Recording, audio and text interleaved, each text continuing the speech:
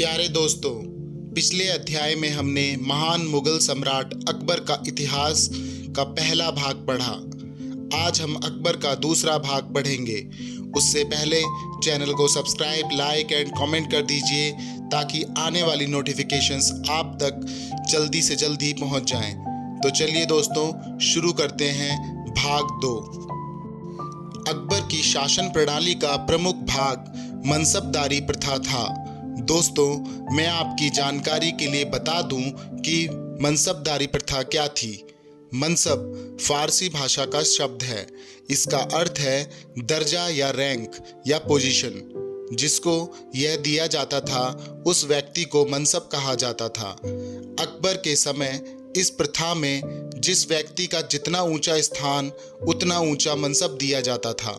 सबसे कम 10 सिपाहियों का व सबसे अधिकतम 10,000 सिपाहियों का था, जिसे बाद में अकबर ने बढ़ाकर 12,000 कर दिया था। इनकी नियुक्ति स्वयं राजा किया करता था।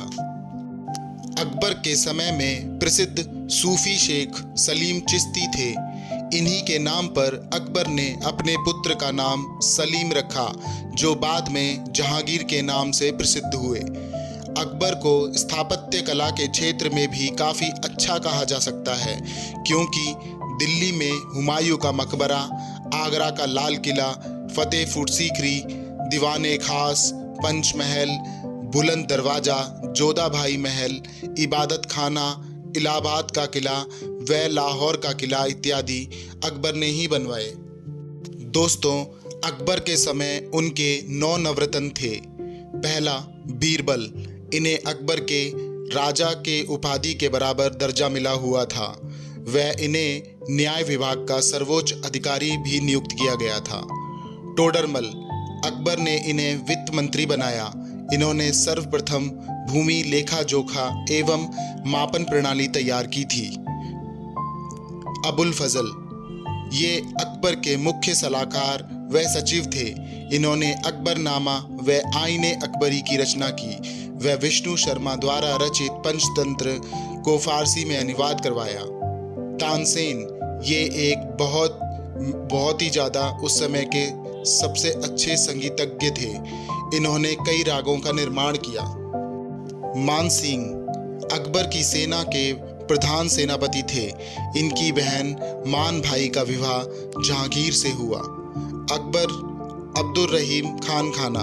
ये अकबर के संरक्षक व बैरम खां के बेटे थे। इन्होंने बाबरनामा को तुर्की भाषा में लिखा। ये जहांगीर के गुरु थे। गुजरात जीतने के बाद अकबर ने इन्हें खान खाना की उपाधि दी। मुल्ला दो प्याजा। ये हुमायूं के साथ भारत आए थे। किताबें पढ़ने के शौकीन थे। इनकी प्रतिभा देखकर अकबर ने इन्हें अपने 9 नवरत्नों में शामिल किया। हकीम हुकाम। कविता में माहिर, खाना बनाने में उस्ताद थे। वह खत की लिपि समझने में माहिर थे। इनकी भी प्रतिभा को देखकर अकबर ने इन्हें अपने नवरत्नों में शामिल किया। भगवान दास। ये ये आम्बेर के राजा थे। इनके पुत्र थे मानसिंह, जो कि अकबर की नवरत्न सेना में सेनापति थे। 1602 में सलीम यानी जहांगीर के निर्देश पर दक्षिण से आगरा की ओर आ रहे अबुल फजल को रास्ते में वीर सिंह बुंदेला नामक सरदार ने हत्या कर दी। बीरबल की मृत्यु व अबुल फजल की मृत्यु ने अकबर को गहरा सदमा दिया और वे दिन बे दिन बीमार होते चले गए और अंत में पेचिस, जो कि आंतों की बीमारी है, उससे अकबर की मृत्यु हुई। अकबर को आगरा के सिकंदराबाद नामक जगह पर दफना दिया गया। तो दोस्तों, ये था अकबर का दूसरा व अंतिम भाग। अपने अगले अध्याय में हम जल्द ही मिलेंगे मुगलों के अगले बादशाह जहांगीर का अध्याय लेके। तब तक के लिए please like, share, comment and subscribe our YouTube channel, that is history only.